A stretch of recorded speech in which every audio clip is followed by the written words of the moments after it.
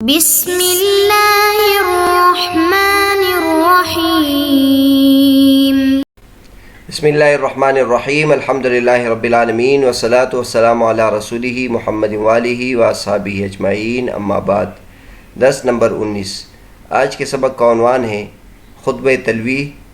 اور اس میں علامہ تفتازانی رحمۃ اللہ کی زبانی کتاب تلویح لکھنے کی وجہ۔ خطبے کا ذکر چل رہا تھا۔ تلویح علامہ تفتازانی رحمۃ اللہ کی کتاب ہے، اس میں خطبے میں انہوں نے بہت جامع بحث کی ہے۔ سب سے پہلے حمد و صلات بیان کیا، اس کے بعد اصول فقہ کی تعریف کی اور اصول فقہ کی فضیلت بیان کی۔ پھر علامہ صدر الشریعہ رحمۃ اللہ کی کتاب تنقیح اور توضیح کی فضیلت بیان کی، اس کا مقام بیان کیا، اور اس کے بعد پھر اپنی کتاب تلویح لکھنے کی وجہ بیان کر رہے ہیں کہ کس طرح یہ کتاب عوام میں مقبول تھی، علماء میں مقبول تھی، لیکن کوئی کتاب ایسی نہیں تھی، کوئی حاشیہ ایسا نہیں تھا جو اس کے مخفی خزانوں کو کھولتا اور اس کے جو نکات ہے لوگوں کے سامنے واضح کرتے۔ لہٰذا اس لیے میں نے یہ تلویح کتاب لکھی۔ فرماتے ہیں فَأُمِرْتُ بِلِسَانِ الْإِلْهَامِ لَا كَوَهْمٍ مِّنَ الْأَوْهَامِ أَنْ أَخُوضَ فِي لُجَجِ فَوَائِدِهِ وَأَغُوصَ عَلَى غُرَرِ فَرَائِدِهِ وَأَنْشُرَ مَطْوِيَاتِ رُمُوزِهِ وَأُظْهِرَ مَخْفِيَاتِ كُنُوزِهِ وَأُسَهِّلَ مَسَالِكَ شِعَابِهِ وَأُذَلِّلَ شَوَارِدَ صِعَابِهِ بِحَيْثُ يَصِيرُ الْمَتْنُ مَشْرُوحًا وَيَزِيدُ الشَّرْحُ بَيَانًا وَوُضُوحًا۔ فَأُمِرْتُ بِلِسَانِ الْإِلْهَامِ، لہٰذا مجھ کو الہام کی زبانی حکم کیا گیا، نہ کہ اوہام میں سے کسی وہم کی وجہ سے، ان اخوضا فی لجج فوائدہ، کہ میں اس کتاب کے فوائد کے موجوں میں غوطے لگاؤں، وَأَغُوصَ عَلَى غُرَرِ فَرَائِدِهِ، اور اس کے جو چمکدار نادر موتی ہیں اس کو نکالنے کے لیے غوطے لگاؤں، وَأَنْشُرَ مَطْوِيَاتِ رُمُوزِهِ، اور میں کھول دوں اس کتاب کے لپٹے ہوئے رازوں کو، وَأُظْهِرَ مَخْفِيَاتِ كُنُوزِهِ، اور میں واضح کروں اس کے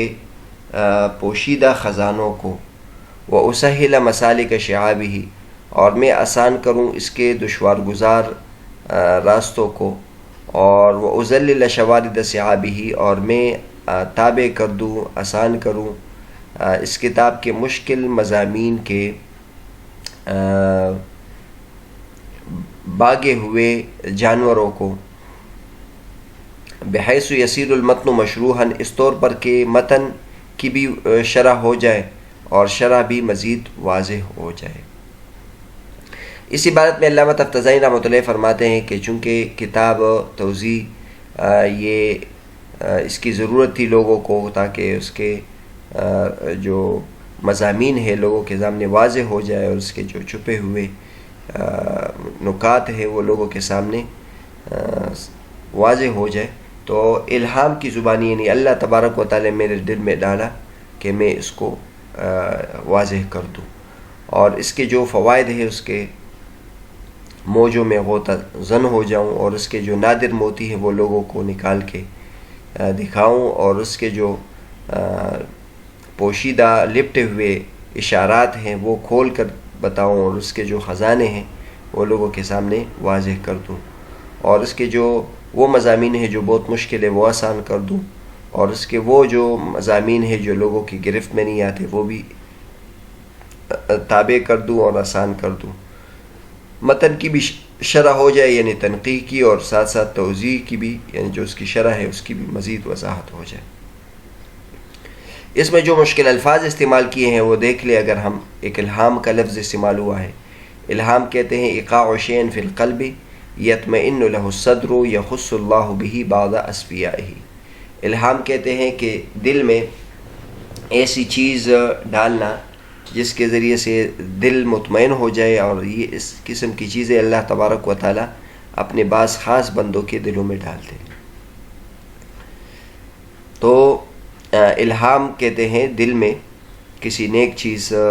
کا حل اللہ تبارک و تعالی ڈال دے، تو اللہ تبارک و تعالی وہی کا سلسلہ تو بند ہے، لیکن اللہ تبارک و تعالی الہام کے ذریعے سے انسان کی مدد کرتے ہیں۔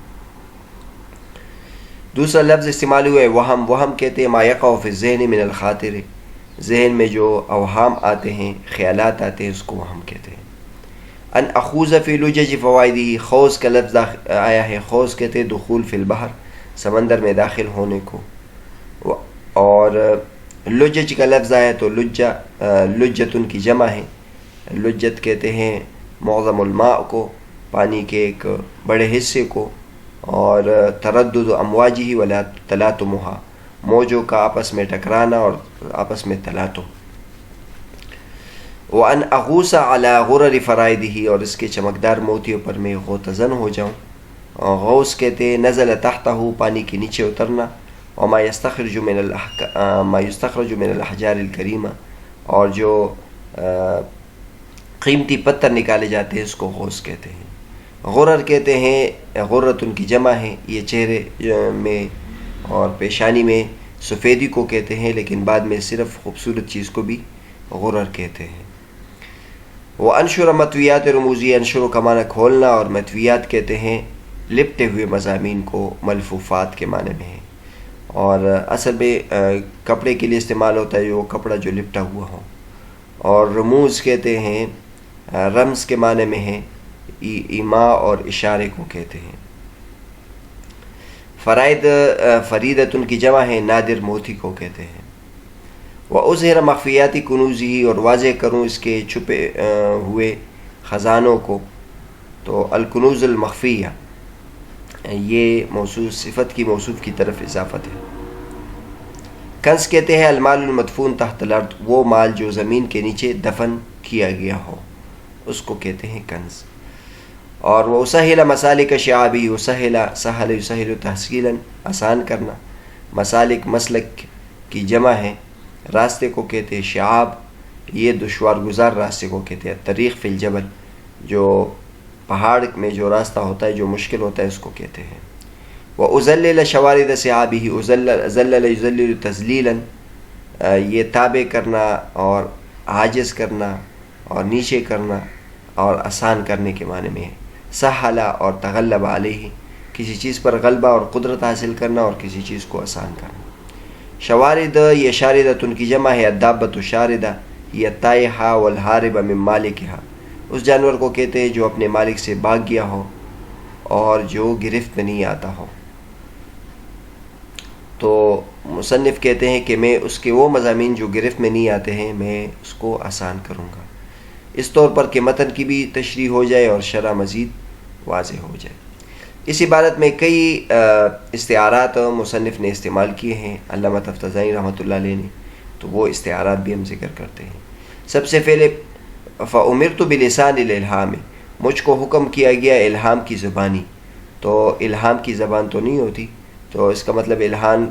مشبہ ہے، اور اس کی تشبیہ ایک ایسے انسان کے ساتھ جو خیر کی بات کرے، تو یہ استعارہ بالکنایہ ہوا، اور لسان کو اس کے لیے انسان کے لیے ثابت کیا جو مشبہ بھی ہے، تو یہ استعارہ تخیلیہ ہوا،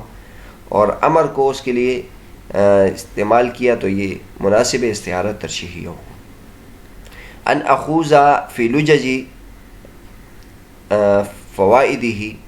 تو فوائد کے موجوں میں، تو ظاہر فوائد کے موج نہیں ہوتے، تو فوائد مشبہ ہے، اور فوائد کی تشبیہ الشیء ذو اللجج کے ساتھ ہے، وہ چیز جس کے موجیں ہوں، یعنی سمندر وغیرہ، تو یہ اس کے استعارہ مکنیہ ہوا۔ لجج کو اس کے لیے ثابت کیا، یہ لازم ہے، استعارہ تخیلیہ ہوا، اور خوض یعنی اس میں اندر داخل ہونا، یہ اس کے مناسب ہے، تو یہ استعارہ ترشیحیہ ہوا۔ وَأَنْشُرَ مَتْوِيَاتِ رُمُوزِهِ، اور میں اس کے لپٹے ہوئے اشارات کو کھول دوں، تو رمز کے لپٹے ہوئے کپڑے نہیں ہوتے، رمز مشبہ ہے، اور الثوب المطوی یہ مشبہ بھی ہے، استعارہ مکنیہ ہے، اور مطویات کو اس کے لیے ثابت کیا تو یہ استعارہ تخیلیہ ہوا جو اس کے لیے لازم ہے، اور نشر یہ کھولنا اس کے لیے مناسب ہے، تو یہ استعارہ ترشیحیہ ہوگا۔ وَأُظْهِرَ مخفیاتی کنوزہی، اور اس کے جو چھپے ہوئے خزانے ہیں اس کو سامنے لاؤں، تو کتاب مشبہ ہے، اور الشیء لہ الکنوز وہ چیز جس کے خزانے ہوں، جیسے سونا جواہرات ہے، یہ مشبہ بھی ہے، استعارہ بالکنایہ ہوا۔ کنز کو اس کے لیے ثابت کیا تو یہ لازم ہے استعارہ تخیلیہ ہوا، اور کنز کے ساتھ مناسب اظہار ہے، یعنی اس کو واضح کرنا، تو یہ استعارہ ترشیحیہ ہوا۔ وَأُسَهِّلَ مَسَالِكَ شِعَابِهِ، اور اس کتاب کے دشوار گزار گھاٹیوں کے راستوں کو آسان کروں، تو ظاہر ہے کتاب مشبہ ہے، اور وہ چیز جس کے دشوار گزار گھاٹیاں ہوتی ہیں وہ مشبہ بھی ہے، اور یہ استعارہ مکنیہ ہوا، اور شعاب یعنی گھاٹیاں اور دشوار گزار راستے یہ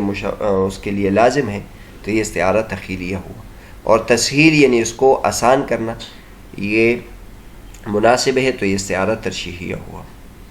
وَأُذَلِّلَ شَوَارِدَ صِعَابِهِ، اور میں اس کے جو دشوار گزار مضامین ہیں اس کے بتکے ہوئے اور باغے ہوئے جانوروں کو تابع کروں، تو عبارات مشکل مضامین یہ مشبہ ہے، اور اس کی تشبیہ حیوانات شاردہ، ان حیوانات کو جو بتکے ہوئے ہیں اور جو گرفت میں نہیں آتے، مشبہ بھی ہے، اور یہ استعارہ تصریحیہ ہے، اور تذلیل کو اس کے لیے ثابت کیا یعنی تابع کرنا، تو یہ اس کے مناسب ہے، لہٰذا یہ استعارہ ترشیحیہ ہو۔